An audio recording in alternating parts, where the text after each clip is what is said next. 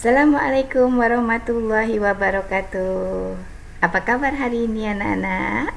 Tetap sehat ya dan tetap ceria seperti ibu. Oke? Oke. Hari ini kita akan belajar bab yang berikutnya, yang kedua ya, setelah kemarin melakukan satu evaluasi. Alhamdulillah evaluasinya cukup bagus ya. Oke. Berarti untuk bab 1 kemarin kalian cukup berhasil ya. Nah, untuk materi yang kedua, untuk bab yang kedua, yaitu materinya adalah tentang usaha dan pesawat sederhana dalam kehidupan sehari-hari. Ya, jadi mungkin ada di benak kalian, wah pesawat sederhana gitu ya, wah usaha, saya belajar tapi nilainya kurang, ya tetap ada, berarti usahanya tetap berhasil. Tapi kalau nilainya 0, apa itu usahanya sia-sia, berarti belajarnya nggak kepake gitu ya, gayanya itu tidak memenuhi gitu ya. Oke. Nah, baiklah, konsep dasar apa atau kompetensi dasar apa yang akan kita peroleh apabila kita belajar ini. Nah, ini kompetensi dasar yang harus kalian dapatkan ya, yaitu kalian bisa menjelaskan konsep tentang usaha pesawat sederhana dan penerapannya dalam kehidupan sehari-hari, termasuk kerja otot pada struktur rangka manusia. Yang kedua, kalian harus bisa menyajikan hasil penyelidikan atau memecahkan masalah tentang manfaat penggunaan pesawat sederhana dalam kehidupan sehari-hari. Tujuannya ini ya, memahami konsep dasar usaha dan aplikasinya dalam kehidupan kita ya. Oke. Materi apa yang akan kita bahas? Nah, materi yang akan kita bahas pada bab kali ini adalah usaha. Nah, ini usaha dan juga tentang pesawat sederhana dan juga gerak atau yang dikaitkan dengan sistem gerak pada manusia. Jadi beberapa sistem gerak manusia itu juga konsepnya dipakai sebagai konsep untuk membuat sebuah pesawat sederhana ya. Oke. Baiklah, yang akan kita pelajari yang pertama pada hari ini, materi hari ini, pertemuan kali ini adalah usaha. Ya. Oke, baiklah kita mulai ya. Oke. Kita mulai, semangat. Oke, tentang usaha ya. Baiklah, tentang usaha kita akan pelajari dan mengingat kembali ini. Masih ingat nggak Ina? Konsep apakah ini? Nah, ini konsep apa? Hukum Newton 2. Nah, materi kemarin ya, bab 1 ya. Oke, pada pertemuan yang keberapa ini? Kedua ya waktu itu ya.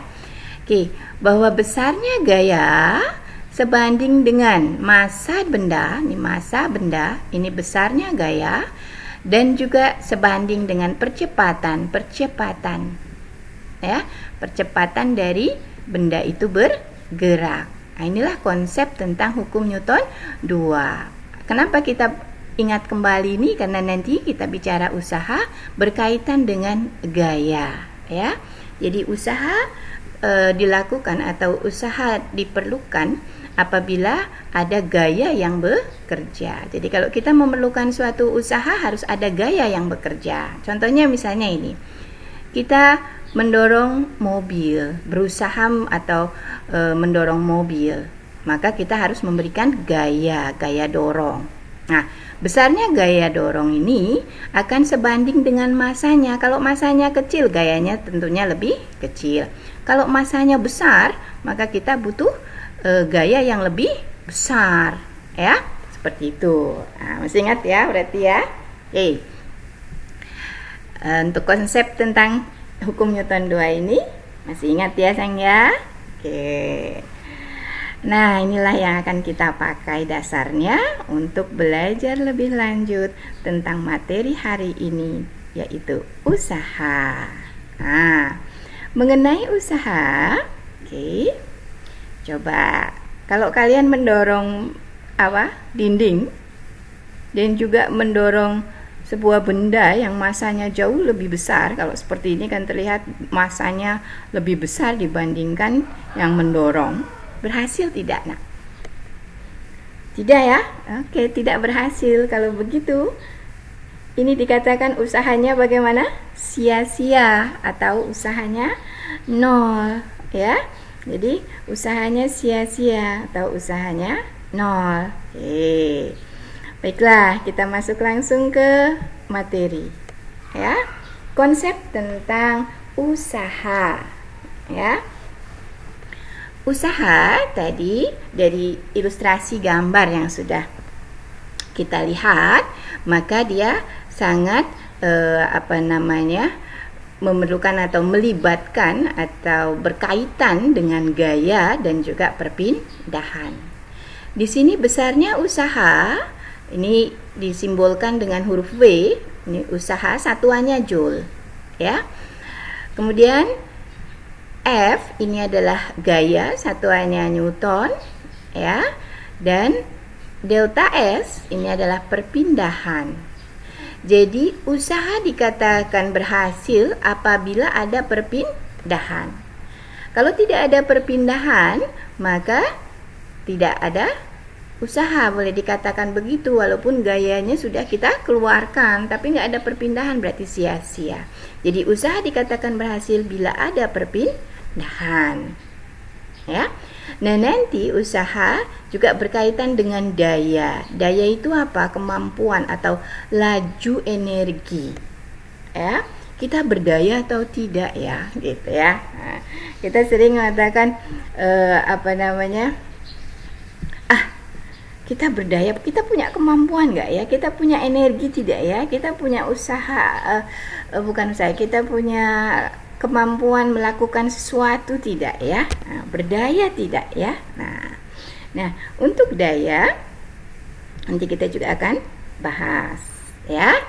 Nah, konsep usaha di sini adalah merupakan besarnya energi yang dipakai memindahkan sebuah benda atau suatu benda. Itulah konsep tentang usaha. Jadi ingat nih, untuk memindahkan. Jadi kalau tidak berpindah, usahanya nol, gitu ya. Oke.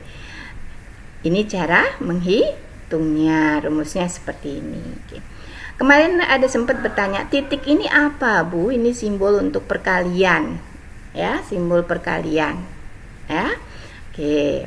Nah, nanti kita bicara daya, bahwa daya itu sebanding dengan usaha namun berbanding terbalik dengan waktu. Maksudnya apa ini? Paling mudah seperti ini. Apabila kita kita misalnya melakukan satu kegiatan, ya. Kemudian kita mendorong meja ya sepanjang 20 meter misalnya. Nah, kemudian kita dorong, kan kita butuh energi kan? Oke. Lama-lama semakin lama bagaimana? Energi kita berkurang. Berkurangnya sebanding dengan apa? Dengan waktu, ya.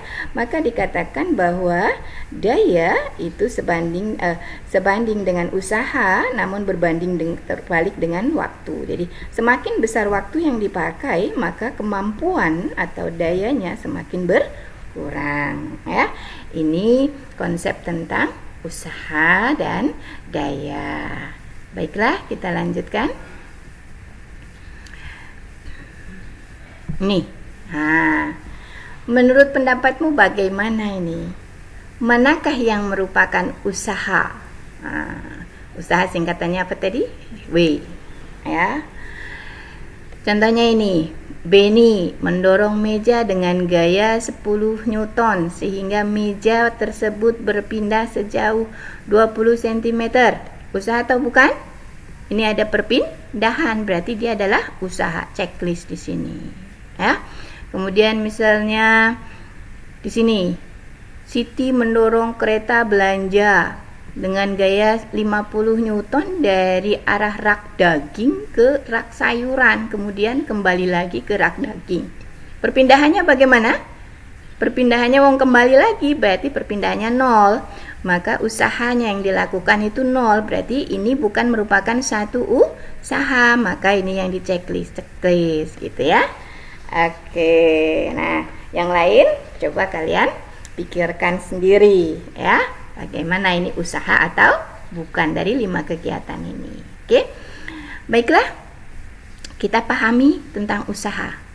Oke.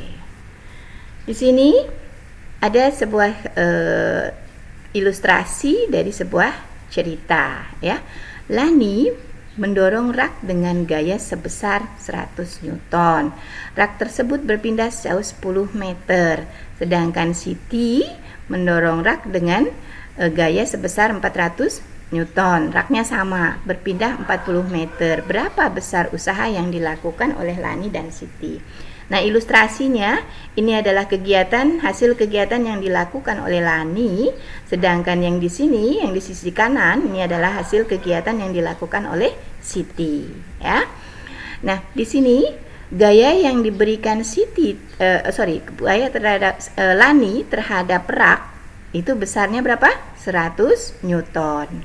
Berpindah sejauh 10 meter. Sedangkan Siti mendorong rak dengan gaya sebesar 400 Newton berpindah 40 meter. Maka berapa usahanya? Jadi usaha tadi dikatakan bahwa usaha sebanding dengan gaya dan perpindahan. Maka kita cari nih, berapa besarnya usaha yang dilakukan oleh Lani. Nah, 100 Newton gaya yang diberikan ini, sedangkan perpindahannya 10 meter, maka usahanya adalah 1000 Joule. Sedangkan Siti melakukan satu usaha dengan gaya sebesar 400 Newton, sedangkan perpindahannya 40 meter, maka usaha yang dilakukan oleh Siti besarnya adalah 16.000 Joule. Nah, mudah ya? Bisa dipahami? Nah, bisa ya, bisa menghitungnya ya. Oke, jadi berapa besarnya usaha? Nah, ini cara menghitungnya seperti ini, Nak. Oke, jadi ini sebuah cerita. Ini buatlah ilustrasi biar mudah. Nah, terkadang kalian suka males ilustrasi. Ini bikin tangannya buat ngoret-oret, buat bikin gambar, ya, maka akan terbentuk sendiri, ya. Oke, kemudian kita lanjut ke sini. Oke. Dari hasil yang tadi, siapa yang mengeluarkan laju energi lebih besar? Nah, laju energi tadi adalah daya. Oke. Besar yaitu besarnya energi atau usaha yang dikeluarkan setiap detik. Jadi besarnya energi atau usaha yang dikeluarkan setiap detik.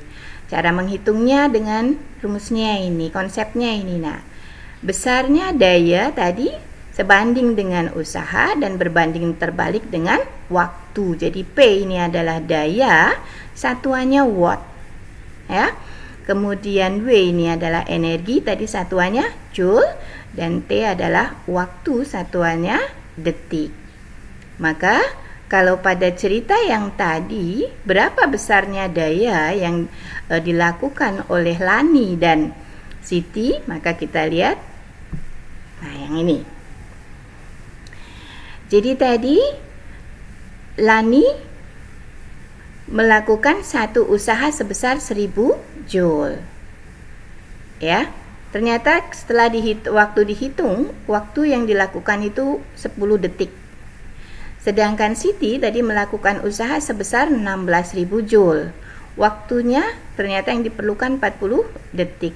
Berapa daya yang dikeluarkan Lani dan Siti untuk memindahkan rak? Nah, maka ini menghitung daya, ya, konsepnya seperti ini. Kita masukkan saja angkanya, ya, bahwa W-nya si Lani 1000, waktu yang diperlukan 10 detik, maka dayanya adalah 1000 dibagi 10. Berapa dayanya? Ketemunya 100 watt, ya. Sedangkan si Siti, berapa daya yang dikeluarkannya? Daya untuk Siti adalah W-nya tadi usahanya 16.000 Joule, waktu yang diperlukan 40 detik. Sehingga besar daya yang dilakukan oleh Siti adalah 400 watt. Ya. Sampai sini cukup paham? Oke. Paham ya? Mudah ya sayang ya? Baiklah. Coba kalian selesaikan ini nak. Oke. Ya, tugas 1.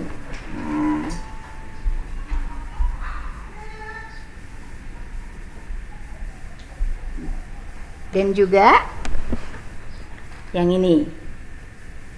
Oke. Ya. Bisa ya nak ya? Oke, nanti dikerjakan. Oke. Baiklah anak-anak, untuk materi yang pertama ini kita sudahi sampai di sini ya.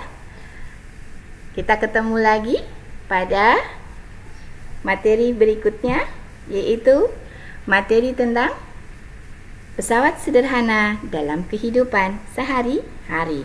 Melakukan pesawat sederhana. Ini juga salah satu pesawat sederhana nih. Oke ya. Nah, ini juga pesawat sederhana nih. Oke ya. Oke.